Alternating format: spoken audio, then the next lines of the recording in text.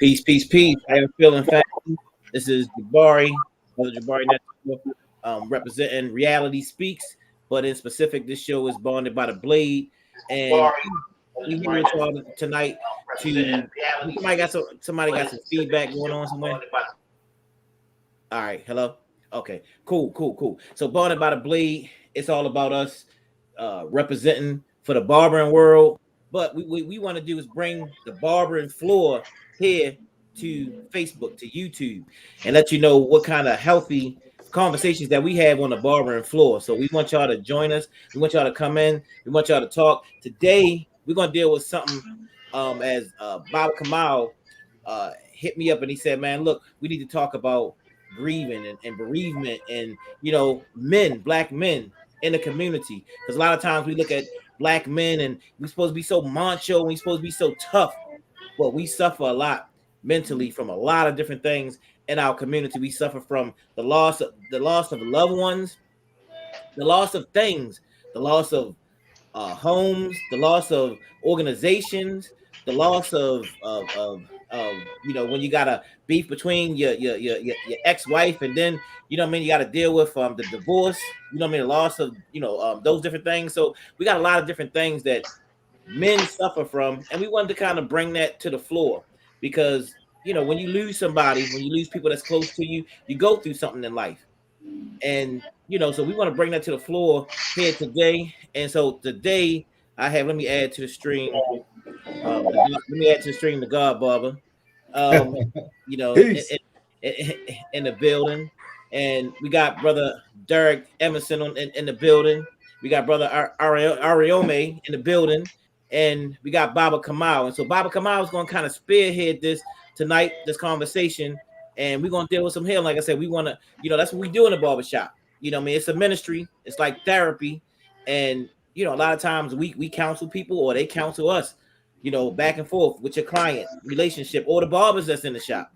So we glad that y'all can join us in the night. And we want y'all to come on in and come on board and be a part of this conversation as we deal with some hurt, some pain, and different things and talk to brothers and listen to their stories in general. So I introduce you to Baba Kamal. All right. Give thanks. Chairman Jabari, Baba Jabari. People often wonder why I call other grown men Baba. So just a cultural point of reference. In our community here in Baltimore and Tubman City, we pay respect to men and women. Not that just we walk around and see people, but we recognize their humanity. We recognize their position in our community. And so men that have raised children or have birthed children or have been fathers to other children, we address them as Baba. It's a sign of respect. Does not mean that you are my father. It means that I recognize your position in our community and status. So always call all my brothers Baba. Baba Jabari, Baba Derek, Baba Ndwele, and Baba Ariomi, all whom are Babas, have their own children, and in some way have been a father to me, a teacher to me. The only way you can lead is if you're able to follow. So I want to start off by I guess going around the table and asking everyone to introduce themselves again, because we always have a new community.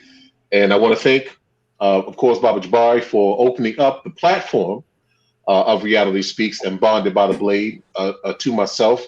Again, we go way back, like Saturday morning cartoons and cereal.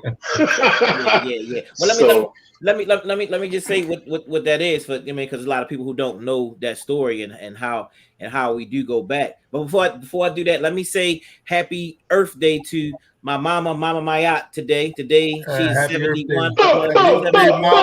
Today, what I'm saying? So, Mama yeah. I mean, she's been a rock for me, man. I mean, she's been there no matter who's against you, no matter who's mad or whatever. Your mama can always give you those words of encouragement and those words of wisdom. And man, I'm just so glad to have her with me for the years that I've had my mama with me on this earth. So I definitely appreciate that. Brother Kamal, let me say before we go. So as we started Survivors Nation, Reality Speaks, Brother Kamal, who used to go to school with my sister, actually went to the prom with my sister. And as I started to get into as I started to get into consciousness, one day I went to everyone's place, which is the mecca of the revolution here in Baltimore. I went to everyone's place and I saw Brother Kamal there, and I'm like, "What you doing here?" He like, "Well, what you doing here?" And I'm like, "Man, I'm just trying to learn and trying to," he said, "Man, you should come out. We got a study group." And I'm like, "All right, I've been looking for somewhere to go." So I went out to his study group, and I would go there for probably a year within that time frame. And I started telling that bro, I said, "Man, we need to get some young people in here though. Where the young people at?" And he like, man, he said, after a while, he just started saying like, "Look, man, if you want another group of young people, you need to create your own group." I said, "Man, I can't create my own group. What you talking about? I don't know nothing about that." He's like, "Man, look, I'm gonna help you out. I'll help you out, and we'll put the flyers out, and I'll help you do it." And so therefore, that's how we started with a group called The Real, and The Real merged into what we call Reality Speaks Soul Survivors Nation, and that came out of that. You know what I mean? So back in those days, we got established, and we would handle the young people, we would say, and then we would send all the old people over to Kamal. Even though Kamal was just around my age, you know what I mean? But we would send people over there like that. So we do go way back, because Reality Speaks Survivors Nation comes out of the African World Study Group, and that's how we were born. As a child spinoff of the African World Study Group. So let me get the proper introduction there. Yeah, because I was, what am I, 4 or 5 years older than you, but most of the people in the group at that time were like in their 40s. So Yeah, I was a young cat facilitating a group of older people myself. yeah. Just because that's who God sent my way. But anyway, let's go around the table. Let's start with the God Baba Ndwele Ra. If you could talk a little bit about yourself, brother. Man, I'm just a, East Baltimore, young old head, you know. Um, what can I say, man? I really got into this consciousness movement when I was a teenager, about mm, 15, 16 years old. And it just started with a brother in the neighborhood just like yourself, that went to college, you know what I mean? And came back and saw some young brothers in the neighborhood, we were fighting each other and, just carrying on in the neighborhood being young guys. And he just said, he was just like, won't y'all do something else with that energy? And, you never really heard of Malcolm X or, they always gave you Martin Luther King. They never gave you anybody else in school. They just said Martin Luther King and that was it. You know what I mean? Anybody else other than that was, out of the question. So he started just dropping information on us, going to the Pyramid Bookstore on Mondawmin Mall and taking us with him, and getting us books, buying books for us, and giving us tapes, like Message to the Grassroots, and taking us to back in the day when Morgan was black. I mean, yeah, going to Morgan, and he was taking us to the lectures up there to see, Dr. Clark and Tony Browder, and then when they were going back to Morgan, when they were doing the lectures up there back in the the early 90s, late 80s. And we were going and I was going to sleep. But anyway, that's what started me there. And then, me and Jabari went to school. Y'all know that whole story. We went to school, grew up in East Baltimore, and we reconnected at the Million Man March. Happy anniversary to the Million Man March. That's where we connected at. We saw each other. And I didn't know they had a movement going on. I didn't know about Reality Speaks or anything. I mean, I know about the brothers in D.C., but I didn't know about the brothers here. And I was just a little guy in the neighborhood,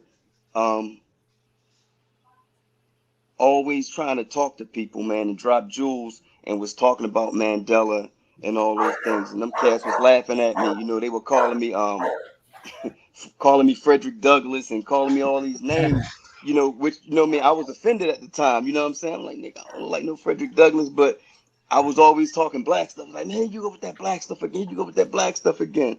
But, when I found some guys that were my age, that were, dropping the knowledge and that were into it, I came along and, conscious heads, unified die. No doubt, no doubt. That's what's up. All right. Baba Derek, if you could just introduce yourself, man. Let everybody know who you are and a little bit about yourself and Well, do you. I'm gonna come from a humble spot. Grew up on Poplar Grove and Emerson Avenue, where either you had a good jump shot or you sold crack. I mean, it wasn't no if or other. Either you was a good basketball player, or you sold crack. So, of course, I chose basketball. It landed me at Virginia Union University with Charles Oakley. I ended up pledging the fraternity Brother Baba Kamal Zen, Omega Psi Phi. Rude. After graduating, I just felt that I needed to help somebody else. And growing up without a father in Poplar Grove and Edmondson, it wasn't easy, but it prepared me. It let me know that there's another way up, there's another way out, and that's education. And continue my education, went back to school, got my Cisco certifications, Network Plus, Security Plus, CCNP, trying to get as much education as I could, but I wanted to share it with others. I ended up joining church and became a deacon, and they asked me to lead the youth group. So we came up with a group of men called the Rites of Passage. It was for young men from 6th grade to 12th grade that needed mentorship. They didn't know how to tie a tie.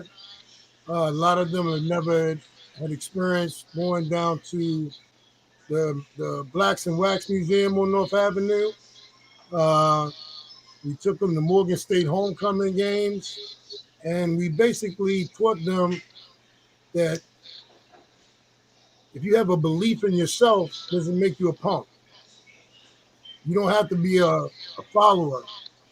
You can trail the blaze yourself. But once you do make it, you need to bring somebody with you. It's all about helping others. I think that we're blessed to be a blessing to others. I see.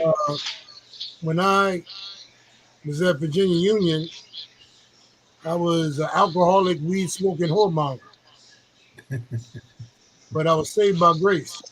I don't know why everybody in my little community I grew up with is either dead or in jail right now, and I'm not. I can't explain it, but His unmerited grace and mercy. So I know He blessed me to bless others. And after we started Rites of Passage, we had about 100 young Black men every year on Sunday from 9:30 to 11, and we met with them on a constant basis. We taught them man skills. We took them to dinner, basically showed them how to become gentlemen, and tried to make a difference in the young people's lives. And that's where I'm at right now, just trying to help somebody else. All right. Give thanks, brother. Give thanks. Give Baba thanks. Ariomi, want to talk a little bit about yourself, brother? Yeah. Damn, where do I start?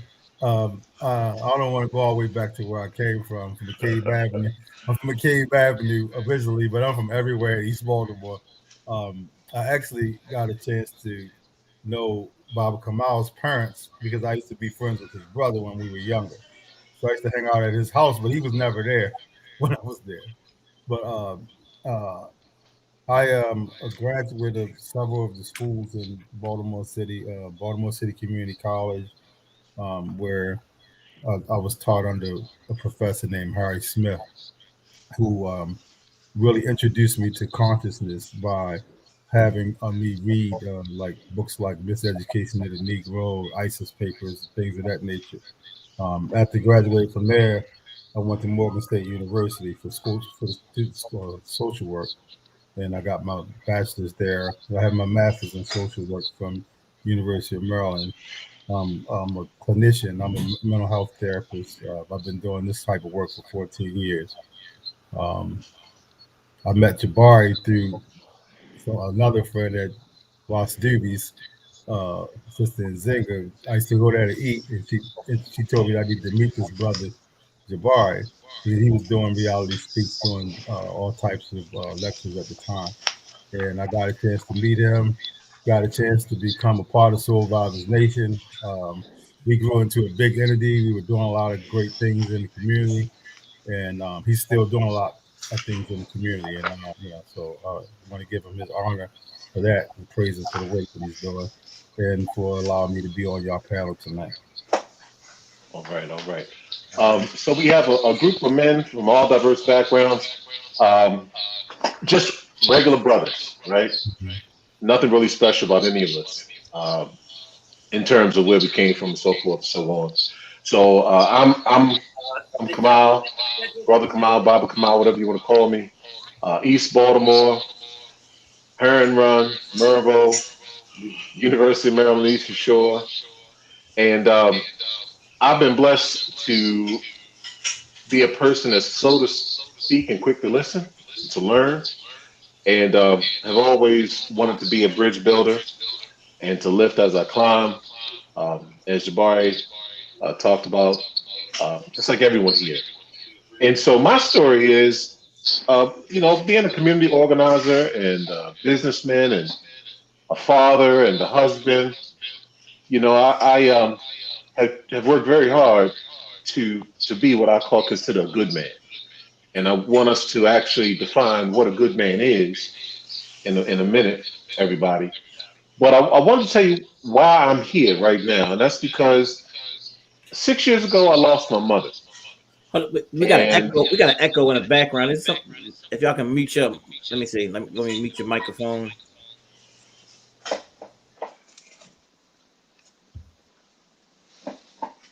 all right, am I still on? Yeah, you still on? Everybody else muted. Go ahead. All Talk. right. Okay. So still get it though. Yeah, some kind of way is it. Do you got the volume up on your on your? Nah, I'm using these stupid earbuds. Maybe I should turn these off and see what happens. Yeah, see what happened. Just an echo.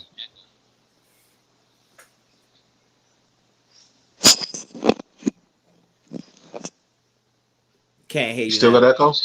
Oh, yeah, for some reason, and everybody else is muted. But Everybody else is muted.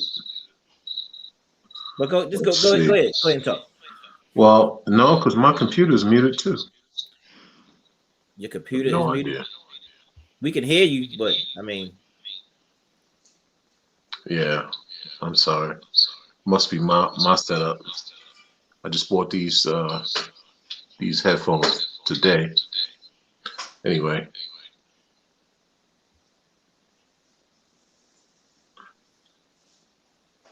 All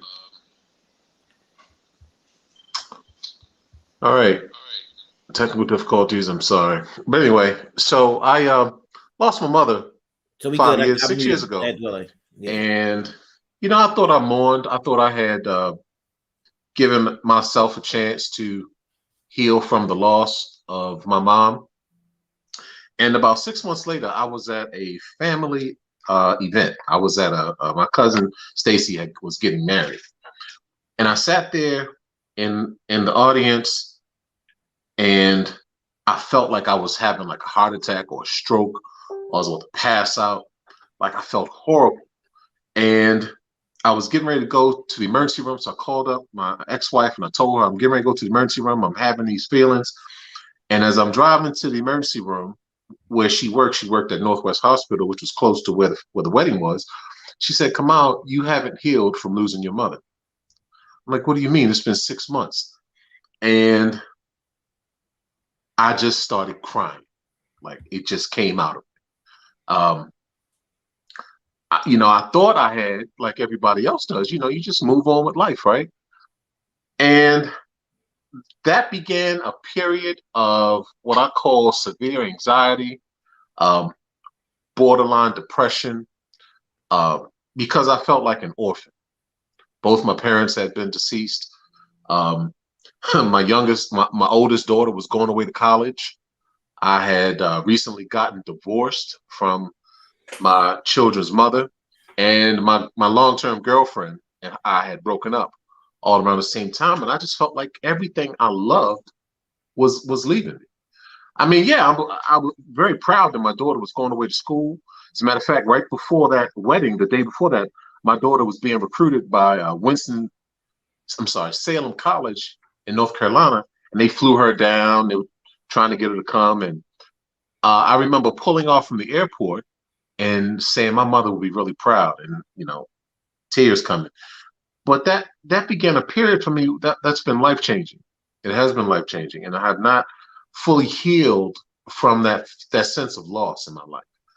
And part of my own therapy is to talk about it. And so, in dealing with my own therapist, right, I said I wanted to do something. I felt like I needed to give back to the community.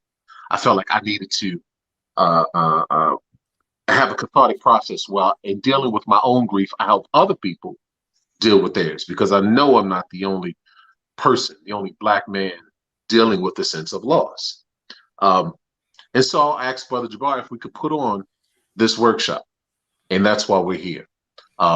So I wanted to first be the first person to share my story and to quote unquote leave a testimony in terms of what we go through as Black men.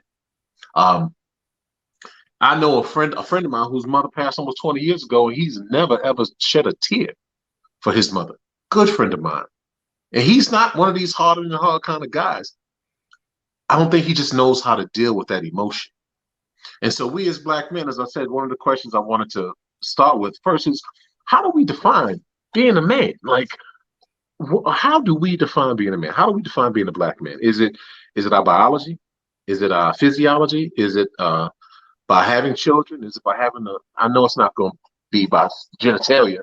So I want to just go around the floor real quick, and Baba Jabari, if we can start with you, man. What does it mean to be a man? What does it mean to be a Black man?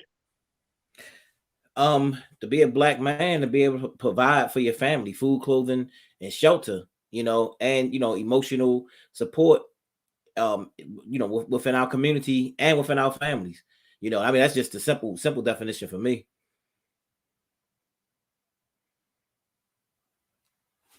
Can you can't hear me?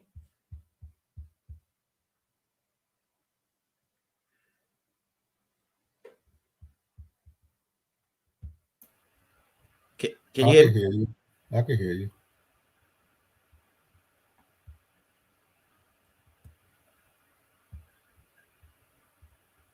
Unmute your mic, come out. Yeah, he's muted. You got to unmute. There you go. You got to unmute yourself. I got you unmuted over here. There it is. Yeah, let's go around the table. Try and get these earbuds working again.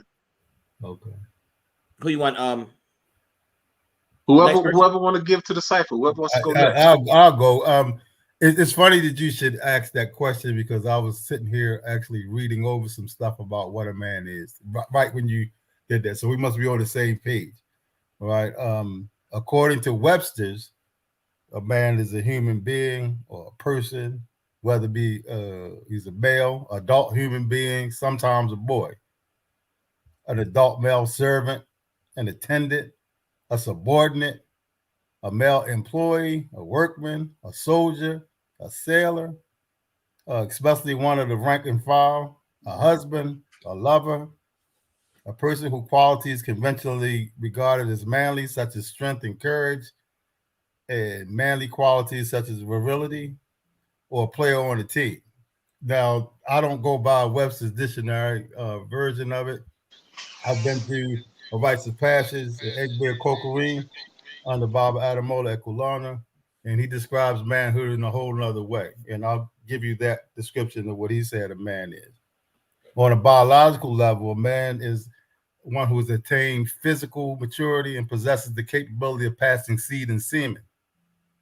He is free of political, economical, physical, and moral control of his life by other human beings, thus becoming free to do the right thing as situations require. He's ultimately subservient only to the God of his understanding. He's able to demonstrate self-determination through self-discipline, self-control, self-sacrifice, self-defense, self-direction, self-reliance for his basic biological needs, and personal discretion and the exercise of choice. He's also able to set and work towards achieving goals he determines worthwhile. He's able to plan his work and work his plans to completion. He's capable of exercising self-support through working and earning for the benefit of self and family. He's also able to select, obtain, and prepare nutritional food and drink. He's able to take steps to protect and develop his health. He's knowledgeable of the differences between reality and the perceptions of reality. He's able to fulfill freely made obligations and to repay debts of any kind. He's able to accept responsibility for his decisions, his actions, and the consequences of both his decisions and his actions. He's able to exercise purpose through creative application of his values, and he's a willing participant in the struggle and cultivation of his people. I subscribe to that definition of a man, and those are the things when we went through rites that we had to demonstrate that we could be a part of in order to become a man. And all of us who went through Egbe and Kokorine, all of us had marks and stuff on our arms because we had to go through certain rites, certain things we had to do in order to prove, manhood. It was a lot of stuff, but it was very, it was very spiritual in nature. It actually helped to develop a lot of the men that's in Baltimore who are actually doing a lot of things in the community as well. So I hope that definition kind of can settle in some of you guys. All right, who next? Yeah, Dirk.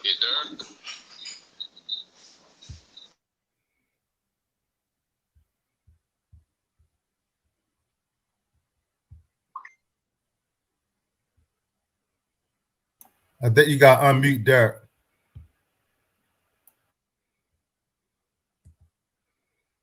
I think he was muted himself. Let me see. Dirk, tell him to unmute. Is that echo coming from me? No. You can go ahead. Okay. Thank you. I was trying to make sure that the echo wasn't me. Brother Rami, that was an excellent explanation of what I pertain to as what a black man is. I tell my sons the only difference between a boy and a man is accountability and responsibility. If you're not accountable for your actions, you're not responsible for the things that you do, you're not a man. When we did the rites of passage at Corner Star Baptist Church, we basically worked with young men in the 6th grade up until they got to the 12th grade. And they got into this thing where they just wanted to talk about who was tougher than who. I said, that doesn't make you a man. The tougher man is the one that is going through the battles you don't even know about and he doesn't speak about them. I said, to me, as far as me, my manhood is dependent upon me taking care of my family. Because when I grew up, my father was absent. There was no blueprint. When I married my wife, I had one son. But living in West Baltimore, she ended up, her sister was murdered. She had 4 kids. So me and my wife went from 1 to 5 overnight. And only way that I know that we made it was a higher power. I couldn't have done it myself. But being a man being a black man is about showing up and being present, being available for other men, other young men. I look back when I was growing up, we called them OGs. They're gone now. Everybody's either dead or in jail. So when I have an opportunity to speak to young men, I try to speak life to them. Let them know that there is a way up and a way out. You don't have to turn to drugs and alcohol in order to show that you're a man. You can be a man of character and integrity. And like I said, to me, the definition of a man to me is accountability and responsibility. If you're not accountable and responsible, you're still a boy. Thank you, brothers. No doubt, no doubt. Let me just say, for those watching, hit the like button. Please share, hit the like button, and comment. If you're on YouTube, get those comments up. Subscribe to the page. That's how we grow. That's how we're gonna grow. Now we just did we just putting up a brand new Dr. Africa that y'all don't have on the internet yet. We putting it up. Dr. Africa was really deep, man. He was dropping some science, not just about health, but everything. You know what I'm saying? Like, if you listen to Dr. Africa. So we want y'all to do that. But, we trying to see now who can be the first person. We opening up this conscious reflection empowerment initiative. You know what I mean? And we asking for $13.17. Or you just give what you can. You see the information going across the screen. Who gonna be the first one? We shout you out. You know what I mean? That's gonna actually donate to that cause. You know what I'm saying? You know what I mean? Because like this a movement, and we don't just talk trash. You know what I mean? We deliver. You know what I mean? Reflection Eternal and Conscious Heads. We've given hundreds of jobs in our community, and we're gonna give more, a whole lot more. Free cuts, free grooming services in our community. So y'all support that because we don't talk trash. We deliver. And so, every dime that you give is going to help us to be able to build that. And before y'all know it, within the next 5 years or so, we have shops all over the country. I'm telling you, we're going to deliver that, in that trade. So we want y'all to, to help out and deliver. But let's go ahead and turn it up a notch. You know what I'm saying? Like, because I know everybody here, Baba Kamal, all of us have stories to tell. And I'm, and I definitely got a story to tell. About loss and losing almost everything, but in that losing everything, how do you keep yourself intact? How do you keep yourself? What did you go through, and how do we go through those periods of times when it gets tough, it gets rough, and not just back then, but even now when you go through that storm, and how can you rally back? You know what I'm saying? And put a W on the board, I'm not clowning, but I'm just saying, like, we look at a lot of stuff like football and stuff like that. It's like it's life. You feel what I'm saying? So like Lamar Jackson, when he behind and it looked like it ain't no chance in the world that they're gonna win. Oh man, we might as well pack it up. You know what I mean? They got one more down to go. It's 4th down. You know what I mean? And that brother going that field like, look, we gonna do this. We gonna win. We still gonna make it no matter what. It looked like we ain't gonna win. It looked like we down, but we still come back. We still fight back with everything that we got, everything in our soul. You know what I mean? So we want to talk about that, because a lot of brothers that's on this panel has lost parents, has lost brothers, has lost sisters, and many who don't know that, it takes every person that goes away, it takes a part of you. But if you look at it in a more spiritual and cultural sense, it can build you, and you can take those people with you, and and look at it a whole nother way and make it strong. But even though you look at it like that, it's still something, a part of you and a piece of you that goes away, during that time. So let's go ahead and turn about Baba Kamal, and let's go ahead and get it, because we got these stories to tell, and people here, they watching, a lot of people that's out there grieving in our community today, and we humans, so we going to grieve because we all gonna be up out of here one day. You know what I'm saying? Yep. Nobody gets out alive. So the reason why I started off with a definition of a man, and actually the next point on the agenda was the type of loss that we experience. The reason why I want to talk about how we define ourselves as a man, because I know it was going to be varied, and no matter how you define yourself, simply say we are human beings, right? We manifest ourselves in this world as men with more testosterone, the X and the Y gene or X and the Y chromosome, beards, muscles, more body mass, penis, whatever. But we're human beings, right? And it took a man and a woman, that's right, to create a human being, right? So we're composed of both emotions that are feminine and masculine. So I wanted to break down the stereotypes that men don't cry, that men have to always be hard, that we have to always carry around this Superman status, and we all grew up without silver spoons in our mouths. I was fortunate enough to have my parents. Some of us weren't, but I think the violence that we encounter as black men really impacts our image of what manhood is.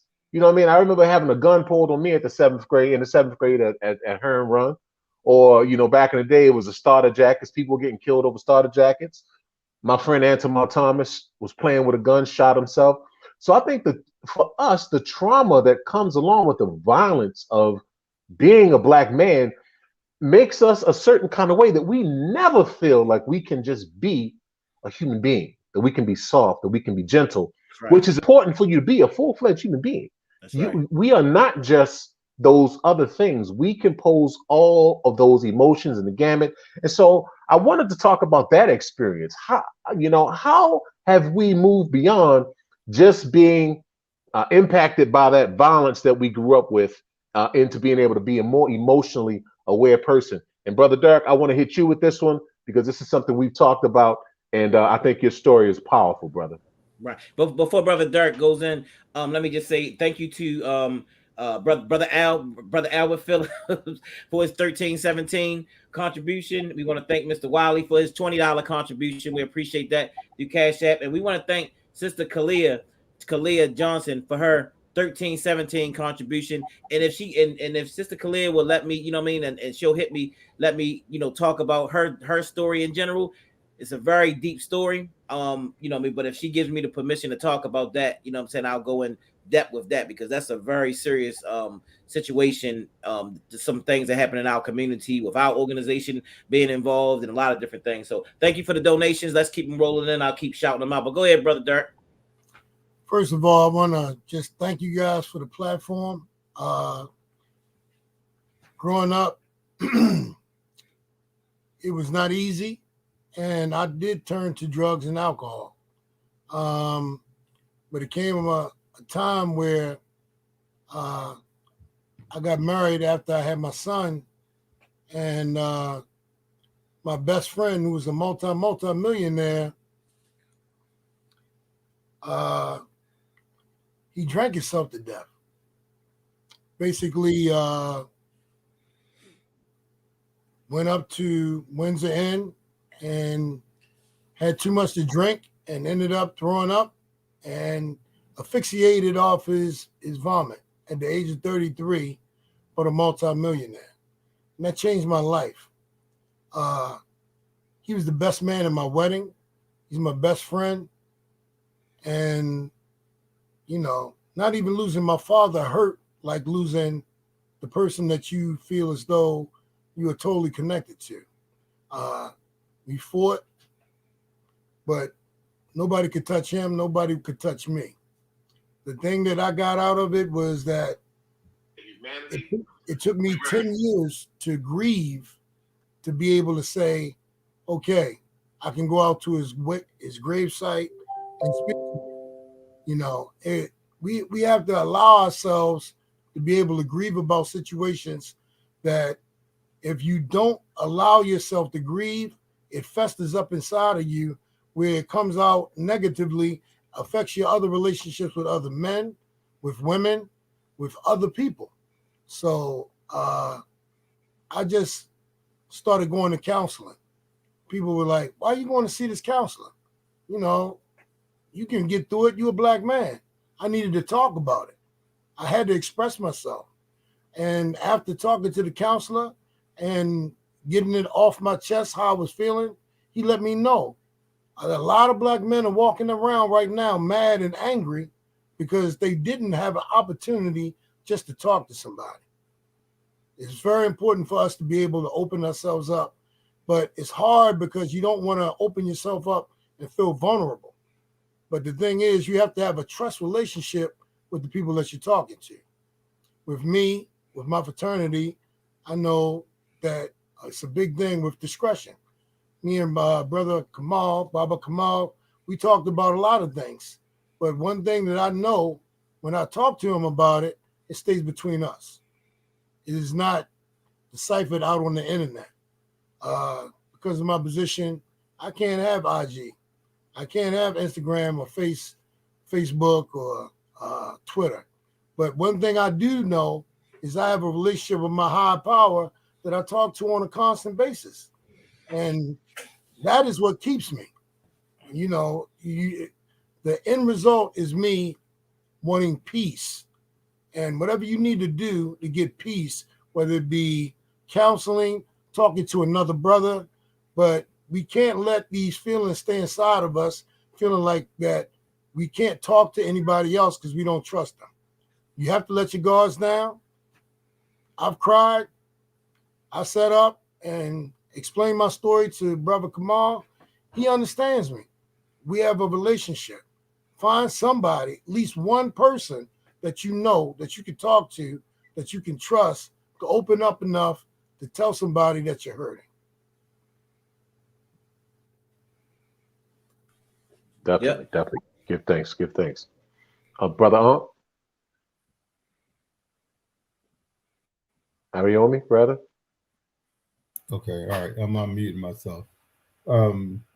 Thank you for sharing your information. You know, hopefully it helps somebody else that's out there. So, you know, anything that we say, I'm hoping that it's effective and helps somebody else out there. I've been around death and destruction like most of my life, really. I grew up without my father, but my uncle was like my father, and he was the first person who was murdered. He was murdered down the street, and I was one of the first people to see him after he got murdered. I got 4 brothers who've been murdered. One in a car accident, 3 of them been shot to death. So I've experienced a lot of death, and that, and I've also had countless friends. What's the time frame of that? The first one was back in like the 90s. Well, no. Actually, the first one was in the 80s. My brother got shot. No, let me see. Yeah, my brother got shot because he was at some house party and he was dancing really well, and the girls liked him. Some guy shot him at the end of it. Wow. Right. And my other brother, he was in a car and the drunk driver hit him, killed him. It killed him and another friend of mine, as a matter of fact. And then the other 2 brothers, on my father's side too, they got shot to death. Well, one of them got shot on it was on Mother's Day, and they put him in the graveyard, and he still had my Mother's Day card in his hand. All right, so I mean, it's like I've been around a lot of death. A lot of people that I know died from drugs too, because at one part of my life I was around a lot of drug and a lot of criminal activity. So I've been around a lot of death, but I've learned how to cope with it, like a little bit differently. I think because being a therapist, it actually helped me out a lot, because I learned skills, because I teach other people how to deal with grief, and so I just kind of like put it on on myself. But I also have a therapist as well. Every therapist should have a therapist. So I have one myself, right now, currently. And, you have to understand that grief is not something that you just do. It's a process, right? And you'll go through the different stages. There's like 5 different stages of death, or dying, or grief, I should say. And you'll go through those different stages at different times, One of the things that I also did was turn to, like the brother said, his higher power. My spirituality also helps me to be able to understand death in a whole different way, because I can commune with what we call our egun, people who have transitioned. Because of my spirituality, I'm a Omo Awo of Shango, from being Ifa, and we communicate with our ancestors. We have ancestor veneration, so there's a way that we can do things, that makes me closer to them. As a matter of fact, they can help me more now from the spiritual realm than many of them even could when they were here on this earth. You know, so it's all I look at things a different way now. You know, but it took me a long time to get to that place. It's not something that just happened overnight. A whole lot of information and education. Yeah, really went along with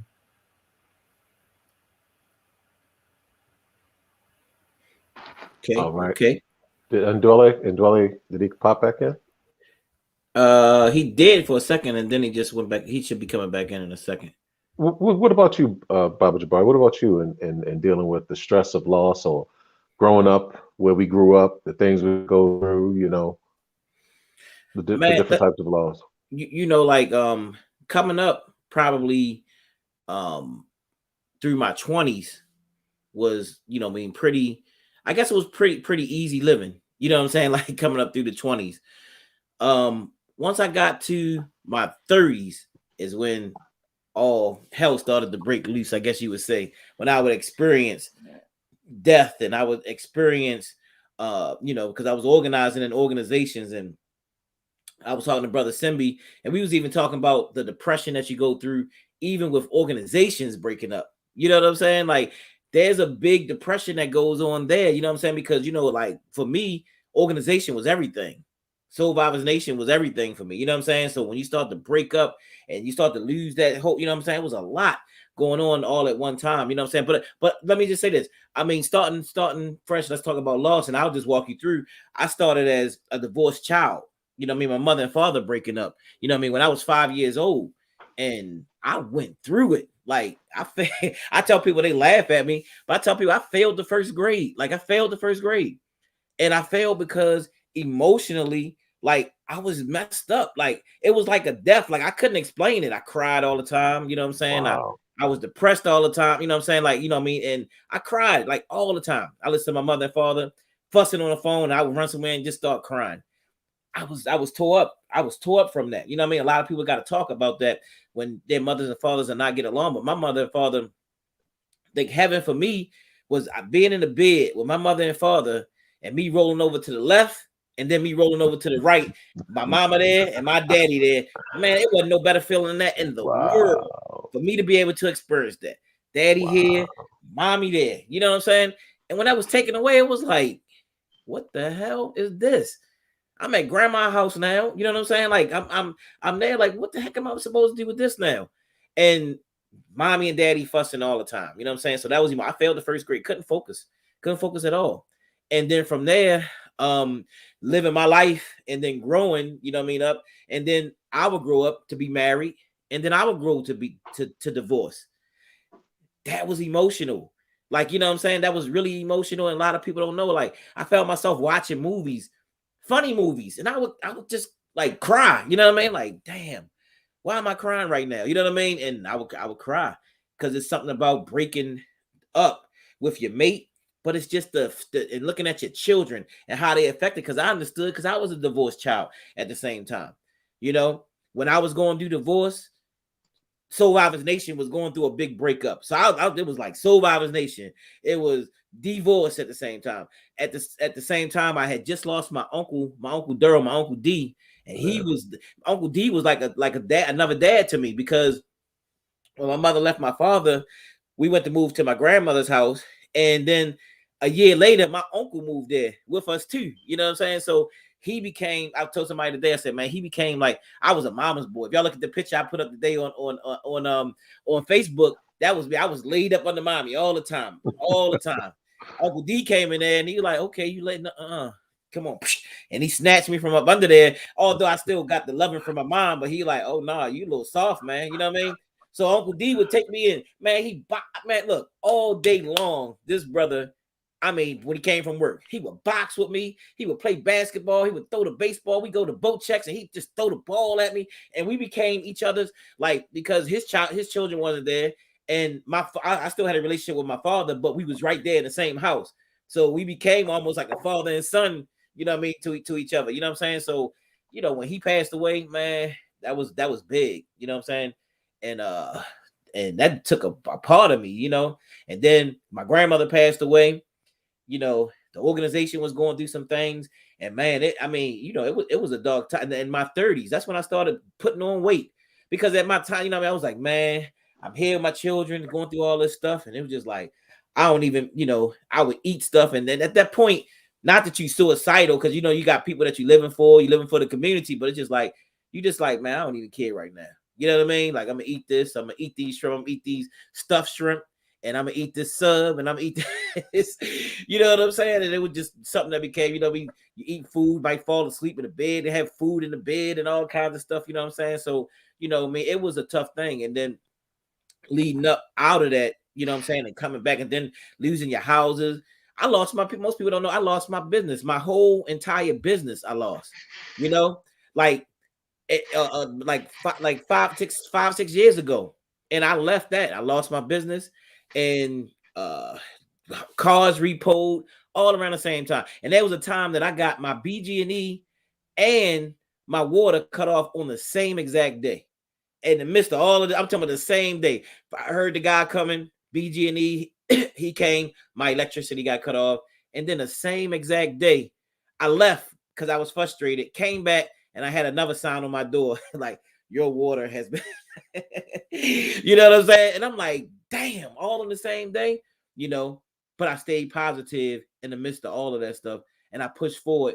And then in 4 years ago, then my father passed away. And that was a whole nother level of grieving, because it was like, this is the person that brought me, like the other half of the person that brought me to this earth. But it changed my whole perspective on a lot of stuff. Even though I had my Uncle D, my grandmother passed away, and my brother Donald had passed away, it was like it changed my whole perspective.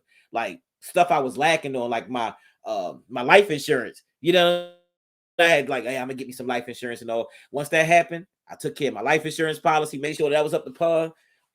My father left me like stuff that was close to like the house, the car, and different things, So then I would clean, So I started to learn certain things. And so I have the car my father gave me. I'm in the house that my father gave me. So I have a different connection with my father at this time. You feel what I'm saying? Like I'm here. I'm watching. My mother and father bought this house together in 1974. And he kept the house. He went on to kept the house, but the way I feel, like I'm watching the throne. I'm the heir to the throne. You know what I'm saying? Many people don't get to come back to where he was conceived. I was conceived in this house, And so I say I came back here to not to put too much information out there, fam. You know what I mean? But but I came back here to be born again. You know how we say we born again Africans? So I came back here. When I came back here, it was like an energy that was lined up for me to be able to put things in place. And I came back here, you know what I'm saying? And inside my address, my birthday numbers are inside my address, right? You know what I'm saying? But not only that, but little Jabari, my son, my first son, his birthday is inside this address. You know what I mean? So it's almost like my first son, I'm bringing my pops back to the place. You know what I'm saying? Like, you know what I mean? So it's like this is a very spiritual journey for me. So almost I feel like I'm closer to my pops now than I was even in the physical presence, of my father. So I look at it different. We connected. Like I'm here. He's in me and my children. You know what I'm saying? And he's here. You know what I'm saying? But I'm sorry, I didn't mean to take up too much time, but I just wanted to express, you know what I'm saying, like that loss and how it's like making me stronger at this point. You know what I'm saying? Because we got to understand that we not here forever. And it's a marathon. We got to pass that baton. We got to leave something here. We got to leave something here for I know that I've written songs and things that I've done that my grandchildren going to hear, that my children going to hear. You know what I'm saying? You know what I mean? That they may not like now look at, daddy going to always be here, whatever. But when I'm gone, they go back and listen like, wow. And they're going to go through something, but they don't understand that at this point. No matter how much I tell them, like, look, I ain't gonna be here forever. I'm like, okay, all right, dad. Yeah. But when you go through it, it's like, oh my God, he or she is not here anymore. You feel what I'm saying? So yeah, it's been a heck of a spiritual journey, but I'm come back king. You know what I'm saying? Like, you know what I mean? Just like, I mean, I say that because, I come back, I don't quit. Oh, I lay in the bed. I be down and out like everybody else. Sometimes I get up, you know what I'm saying? And I'm just laying there and I'm going through stuff. Yesterday, I don't even watch much TV, but I watched 5 episodes of the Wu-Tang Clan yesterday. You know what I mean? Because I had to, you know what I mean? I had to revamp my spirit. Sometimes I got to do that. You know what I'm saying? Like, I ain't no different than a lot of people, but the ancestors talk to me and be like, get up out the goddamn bed, boy. You got work to do. You know what I'm saying? Like, get up. And I hear that spirit. You know what I mean? Even when I'm trying to be down and out, I got to get up and make it happen. So, you know, So that's just my skill. that's a good segue, man, because we talked about loss through death, right? Yeah. But you know, the different kinds of loss, like you said, like I I never had quite the financial kind of loss that you talked about, but for me, it was also losing a relationship. Like I pride myself on being, you know, a stand-up kind of dude, a family man. My father was a family man. You know, we went on real vacations back in the 70s. I mean, Florida for a month, Atlanta for a week. We would go camping. People was like, man, y'all, what are y'all, the white Brady Bunch? Right? So, you know, I was fortunate enough like that. But, you know, when you get older, you have other kinds of loss, like losing my marriage, Yeah. like feeling like an utter, absolute failure when it came to losing my marriage, like that type of loss. Yeah, you know, I have lost businesses or closed businesses down, but just like you start another business. But brothers, what do we talk about? Other kinds of loss, the kinds of losses where you know you may not have finished, you know, a degree or a job or a training or something like that, and you know ultimately you have to rebound from that. What can we talk about with regard to that type of thing, Ariomi or Derek? Yeah, yeah. I've lost.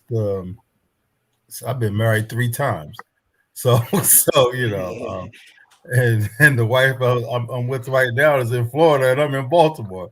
You know, so, but you know, things are working out. It appears to be working out. But yeah, I've had like a bunch of losses in that area.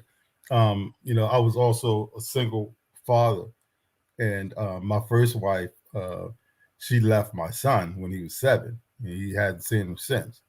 So, you know, we both experienced loss at the same time. Yeah, that's You know what I deep. mean? And so it makes it harder for me to, like, whenever I'm dealing with any female, I try not to have too much communication between the two of them because I didn't want them to get too close to him and then leave, you know. And you know, so I've always like been very protective of him, you know, in dealing with that. And I didn't realize how much it hurt me to not have, you know, her around. But you know, I was able to, you know, well, I got married, and that kind of helped to fulfill my part of it. And he got closer, you know, to the woman who I married, and then that, you know, that made him closer. It made him feel like he had a mother, you know. So he had mother figures, you know. Right. But I've lost, you know, jobs. I've lost, you know, I mean, like everybody else, you know, I've lost a lot of things, and I was a part of the organization that when we all broke up, that was a big loss for me because I really didn't know what to do with all of that time. You know what I mean? Because we were putting in time. We were doing a lot of stuff in the community. We had stuff going on. So, you know, I dealt with that. Also, I just thought somebody just put a note up there. Like when I was younger, you know, I had quite a few abortions. You know what I mean? Yeah. I really wanted to. I really to this day really wish I had about 10 children. You know, because that's something that I really wanted to have. But I have like 2 biological children and 3, you know, who are not biological, but I'm still their dad too. You know, but I might have paid for at least about 8 or 9 abortions. You know, so that's a lot of loss. Yeah. You know, and I really didn't have any say so in the matter. You know what I mean? Because it was up to me. You know, I wasn't saying that, well, we couldn't make it or whatever. You know, they say God takes care of fools and babies. You know what I mean? So I was like, we'll find a way. You know, because the community will help, whatever. You know, but you know, I don't have them here today, and sometimes I wish I had more of that. Right. That's Baba Derek, do you have anything to add about other types of loss? Yeah, I've lost jobs, homes, cars, material things, but one thing I never lost was my hope. right. You know, one thing that I never lost was that my higher power was working in my life so that I know even though I did bad things and I knew I shouldn't have been doing them, there was a line that I didn't cross. I knew I couldn't do certain things. I couldn't take another man's life. Now I would take his money. I might take his girlfriend. I might do something like that. But the losses that I experienced basically let me know how it feels when you lose something that you worked hard for and you took ownership of. I mean, when I got my first car was a 1971 Plymouth Dodge Duster with snow tires on it, but it was mine. But I came outside and it was gone. I mean, you know, when you get a car stolen from you, you feel violated.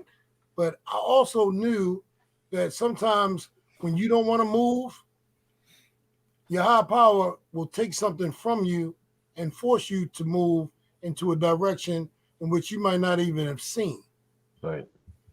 So sometimes the loss and the grieving is part of your whole experience. When you lose things, sometimes you have to make space, and it's like pruning of a tree, pruning of a plant. You got to take off certain things, like certain people I don't deal with. My circle is very small. You know, I mean, certain things had to fall off of me. I don't drink anymore. Don't eat red meat. Don't eat nothing white. No salt, no sugar, no bread. I don't even look at white women. The whole thing with me is I had to change me. And it comes from learning from your losses. If you don't learn something from your loss, then it's just a loss.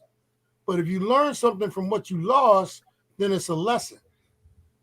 If you don't sit up and say, okay, why did I do this? You'll repeat making the same mistake over and over. October 24th will be the 29th anniversary of me and my wife. They had bets on me when I got married. They had bets on me when I got married. It wouldn't last a year. Wow. Yeah, I mean, my fraternity brothers was making side bets. They're like, yeah, we got 100 here. Oh, that ain't gonna last. It's not gonna last. He's a weed smoking alcoholic whoremonger. Come on, was that you one of the people doing that? No, No, You took a bet on him? No, sir. they had all kinds of side bets going on. And then they're like, okay, if he made it to one, I know he won't make it to two. But the thing is, October 24th, 3 more days, before 29 years for me. Wow. That's what's up. You know, That's what's up. Bless it. But me humbling myself and saying that it's more to life than just myself. We're blessed to be a blessing to others. If you can't learn from your losses, you'll make the same mistakes again. We got to write that down. Transform your loss into lessons. Yeah. That is the ministry of the night.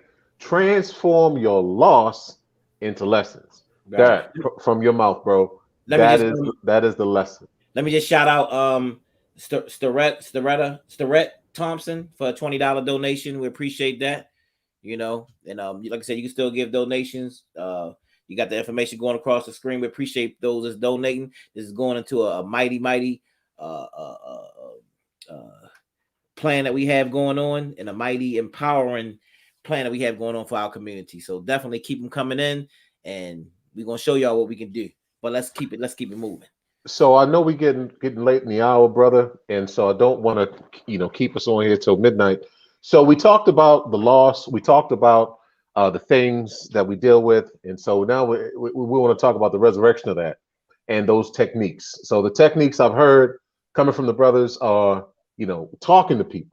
You got to talk about it. You can't hold those things in. Some of the other techniques are going to your higher power, going to going inside to your spirit. If you gotta, if you're a praying person, if you're a person that meditates or does yoga or that enjoys whatever, going to connect with a higher thing than yourself. Like for me, I call myself Baba Kamal because I define myself as a father. Like I define myself as a servant of my children, my family, and my community. So that title, I want to earn it. You know what I mean? It's not just something that I have. It's something that I live to do. Live to be a servant and to find purpose in my life. So for me, one of those techniques of getting beyond loss, as Baba Derek talked about, turning those loss into lessons, is to learn from those lessons. And for me, it's also finding purpose. So we've all talked about something we do, a technique of healing. I'm going to even share something more. That might sound even more cat. What I found that works for me is good sleep and taking a bath. I will take a bath maybe 3 days a week. I will sit in the tub with some bubbles and I will relax and soak and get my mind right, right? To heal myself, to be at peace. So what are some of the techniques that you guys can share? Because clearly, if somebody's listening to this broadcast, they would be depressed because Black men, we go through a lot. You know, let's just listen to this right now. Is a whole book about the like, no wonder we are the way we are. And but through the grace of God that the 4 or 5 of us, you know, have survived where we've come from to be the great men that we are today. You know what I mean? Ashe, amen, hallelujah, whatever you want to say. Can we, brothers, can we big up our own selves for making it? You know what I'm saying? We're going to give our roses to ourselves, man. So what are some of the things that you guys do in terms of techniques of healing from that loss? Let's start with Baba Jabari. You know what I try to do? I try to share. I try to share with my people around me that, look, if you got any beef, you got stuff, you know what I'm saying? Like, yo, squash everything you can.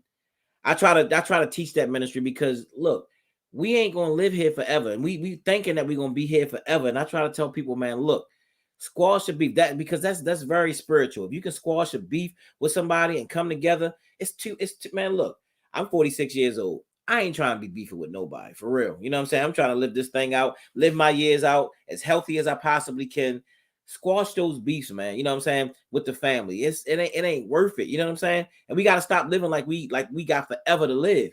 None of us know. From minute to minute, from hour to hour, when our time and when our, you know, when it's gonna when we gonna be called. But you know what I'm saying? Like some of those like I said, the techniques is like I talk to my daughters.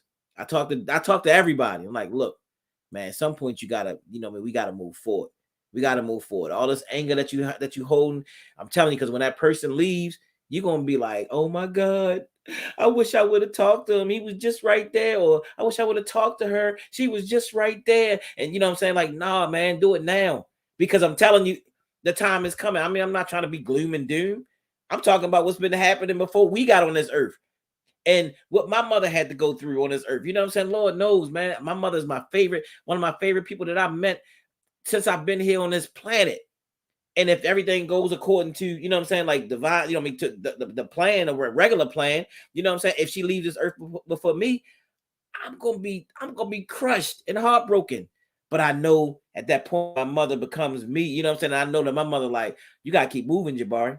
You feel what I'm saying? And I know that the work that I do, it represents her. It represents our family. You feel what I'm saying? It's bigger than that. And it's about passing the baton because we know. I mean, I sit and think about sometimes, like, man, death is one of those like kind of like unfair things. Like you sit there like, man, why we got, you know, wake up in the morning like, I'm gonna be gone one day.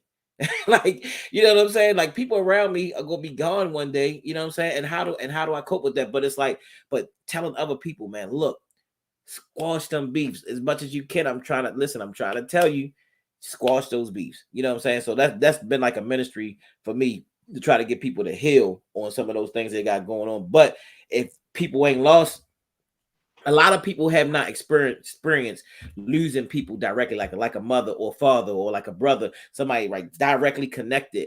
They can't understand it until they actually feel it, though. You understand what I'm saying?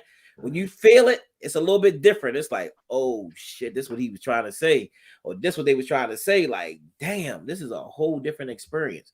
You know, so that, you know, that's like one of my techniques. And the more that I can heal, the more I feel, you know what I'm saying? Like I feel better or help other people heal. Okay, Ashe. Brother Derek, Baba Derek, what are some of your techniques? I mean, you mentioned prayer. Well, the biggest thing for me is meditation. I mean, I say the same thing that you say, you know, a good bath, it always helps clear your mind. But prayer and meditation to me allow me to be able to not allow others take my peace. The problem that I was having was that I was looking for validation from other people when I'm validated by my higher power. My higher power validates me. Not my job, not no title, not no money, not no car, not no house. Right. My higher power that I talk to on a constant basis validates me. So I didn't allow other people to make me unhappy or steal my joy because they didn't give it to me. God gave me the joy that I have. So therefore, I'm going to sit down, and after I finish talking with him, because prayer is a two-way conversation. After I finish talking to him, I sit back and I wait for him to talk to me.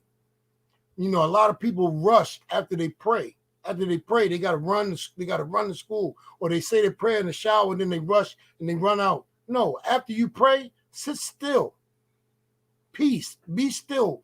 Be still for 15 minutes, and believe me, it'll give you peace that'll help you throughout your day. That's one technique I use. You know, I pray. I get up early.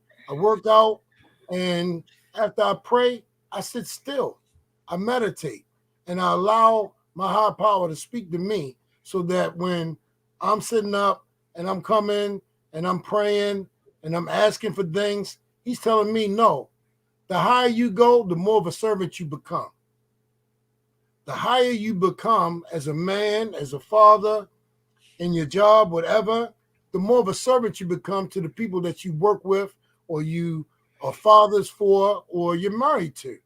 I mean, you know, my wife, my kids, my mother, one of the hardest things I had to do was to bury my father, who I didn't even love. Mm. I didn't even love him, but it hurt me so bad when I lost him because there was no closure. Because I didn't open my mouth and say, Dad, let's get this thing straight. Right. You know, I didn't have that closure with him. And then when he died, I wish I did have that closure. Right. So now I talk to my mother every day. It's not a day that goes by that I don't talk to my mother. But it took me losing my father. It's one thing that you don't get to choose. You don't get to choose your mother. You don't get to choose your father. You don't get to choose your mother or your father. But guess what you can do? You can choose your relationship with your higher power. That's what validates you. Not your car, not your money, not your house, not the female you're with. What validates you is your relationship with your higher power. And you have to meditate because prayer is a two-way conversation. Right. Let me while we segue there. Thank Clarence Logan, Brother Will, you know what I'm saying, for his $10 donation. We appreciate that. You know what I mean? Donations still coming in, you know what I mean? So we appreciate y'all, you know what I mean? Keep them coming in. Go ahead, brother Kamal. Sorry.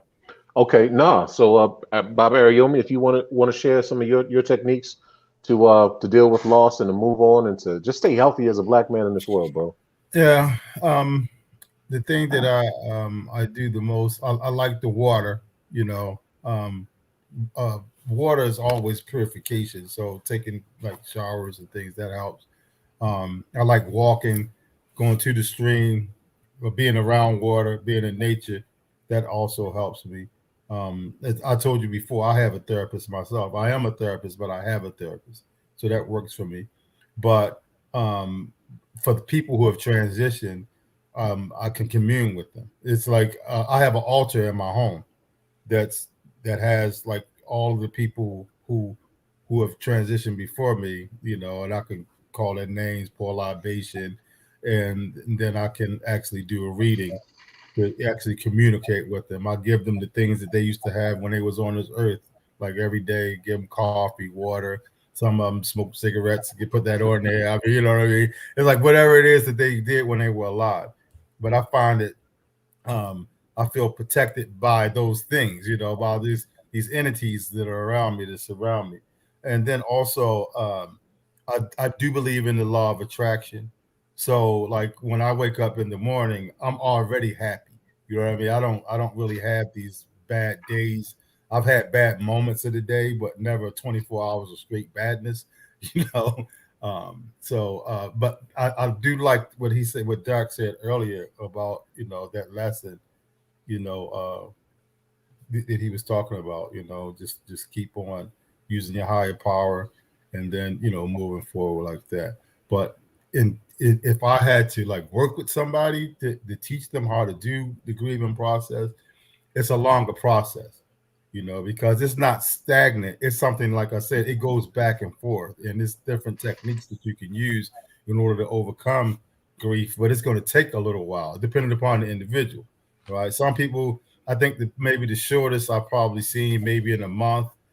Some people it might take a year, but there's certain things that you can do, like,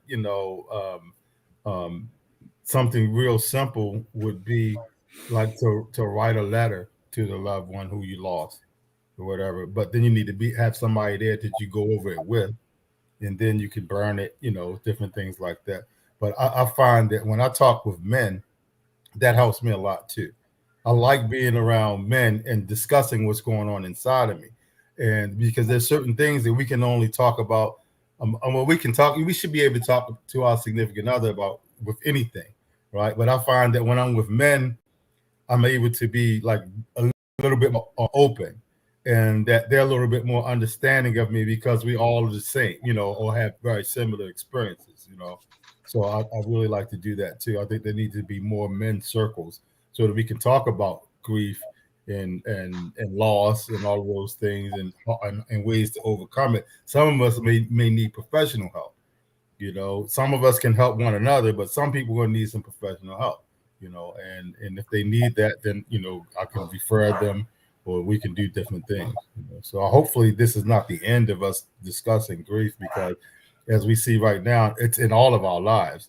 And it's us four, and it's right here. You know what I mean? It's a whole lot of other men who are probably watching us, or or who have the same issues, but they don't have a way of being able to overcome their grief. So hopefully this is just a beginning of something that's going to go bigger. Ashe.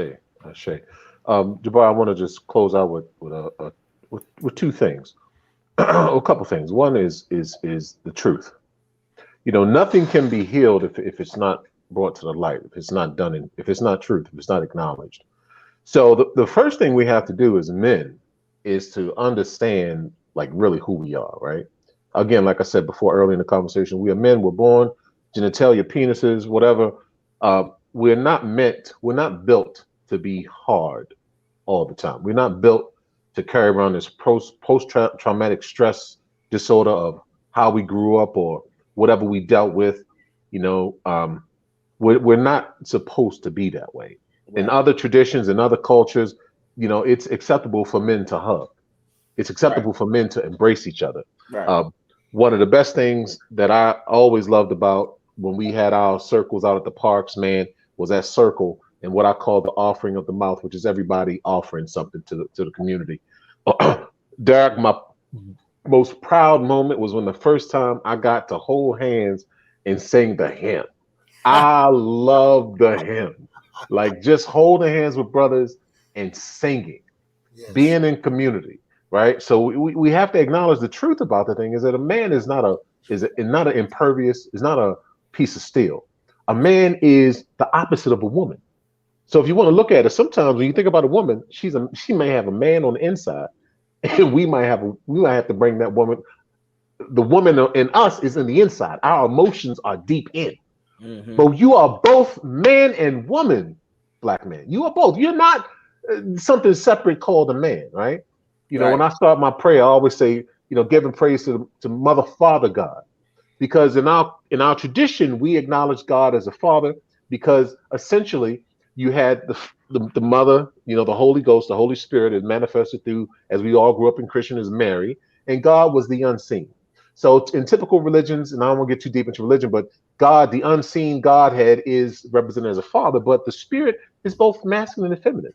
It takes strength and it takes softness, right? And so we have to sometimes acknowledge the truth of who we are as men, that we're not these pillars of stone, that we have emotions that are inside that we've got to deal with. So one is truth. The other is forgiveness. In dealing with ourselves, our emotions, the things we've done wrong, the things that have been done wrong to us, that holding on to those things do nothing but tear us down, like literally. Some people want to, as Jabari said, don't hold on any beef. Um, we have to let go of those feelings of wanting to do ill will to someone, or the feeling that someone did ill will to us. You've got to let that, you've got to let that go, man. Right. We've got to learn forgiveness, and forgiveness for ourselves, for the things that we have done. The loss of jobs. I lost jobs because I'm a pretty smart dude, and I always thought I was the smartest one in the room. And yeah, I'm gonna come in here, I'm gonna run this business, and we're gonna do everything the way Kamal says, because Kamal was the smartest motherfucker around. Yeah, it helps to be the smartest dude, but you know what? You got to learn to work with people. My intelligence and arrogance cost me setbacks. I had to learn to step back, take a chill pill, right? We in the frat we call it don't shine. So you got to learn to temper your gifts with also those things that you don't have that aren't so cool. And so being able to forgive ourselves for the things that we've lost.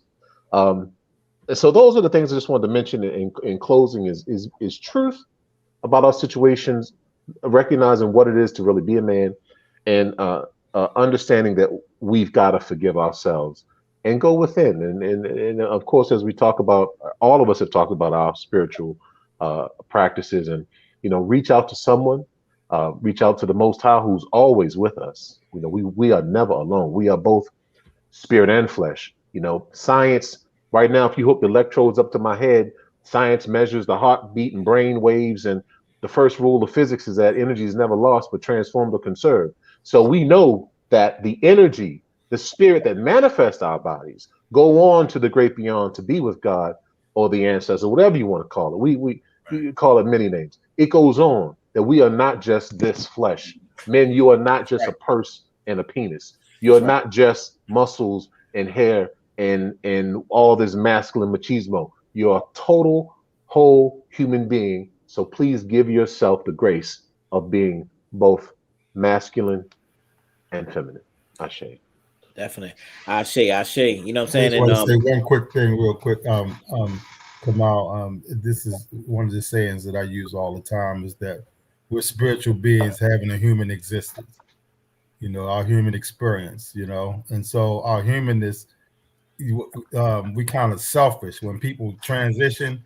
We know that we believe that they're going to a better place, but we try to hold on to them and keep them here, even if they're suffering and they're going through things. So looking at people who are sick and I'm about to lose, it makes it easier for me to let them transition, because I realize that they're spirit, and their human existence is just about to go away, and eventually my human experience will go away too. So I just wanted to just throw that. Last thing I wanted to say about Baba Kamal about forgiveness: if you don't forgive, you allow somebody space, a written space in your head, and they've moved on. I'm not going to allow somebody to have space in my head. As soon as somebody does something to me or whatever, it's gone. Because if you hold on to that hate, if you hold on to that anger, you hold on to that grief, you allow them space, they're written space in your head. That's my last piece. Right. Now, I will say, in forgiveness, that there are some things that I can see where people is unforgivable. You know what I'm saying? Like for some people, like people sexual abuse and raping, and you know what I'm saying? Like there's different levels to this whole thing. And when I'm talking about forgiving, I'm talking about basic stuff where a lot of this stuff ain't going on. People are beefing because they just got a different ideology about certain things or a certain feeling about certain things in our community. You know what I mean? I'm not talking about those real deep things, you know what I'm saying? Like that, you know what I'm saying? That goes like really deep, you know what I'm saying? But I'm talking about like, it's just like basic misunderstanding and miscommunications and different things. And people ain't speaking because of that. You know what I'm saying? So a lot of those basic things we not forgiving each other for.